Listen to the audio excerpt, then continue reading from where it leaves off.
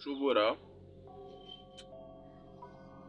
kuba ubona imbwa zirya amagufwa cyane ukagira ngo ni uko ziyakunze. Reka reka, ninde wanga ibyiza se? Gusa ari wowe ari igufwa n'inyama warya iki?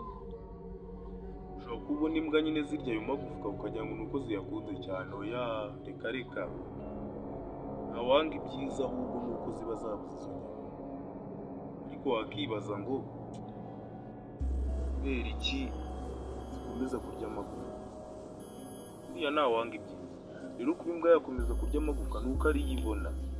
None se wowe kubera iki wakomeza gushaka ibintu uzi ko uzabibona, uzi ngo bizava he? Uhora urwanira ibyiza, urwanira ibyiza, urwanira ibyiza, ukirengagiza akantu keza kamwe konyine mu buzima bwawe wagahereyeho, wakagendeyeho kakazaba kanakugeza n'ahantu heza cyane. Kugira ngo iki kigera mu buzima bwanjye, ni ikihe kizangirira neza mu buzima bwanjye? Wikomeza kwirukanka kuri ka kantu kamwe,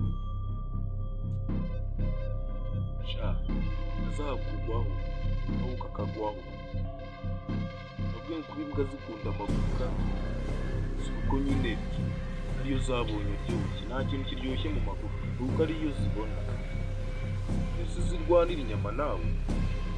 Reka reka, imbwa nikenera inyama izajya kuri nyagasozi. Nijya kuri nyagasozi izarara mu mbeho, ntabwo izabaho neza. Niyo mpamvu imbwa irwanira amagufwa cyane kurusha inyama. Uzarebe iyi mbwa uyihaye inyama ukuntu iyisamira hejuru. Gerageza nawe kumenya icy'ingenzi mu buzima bwawe.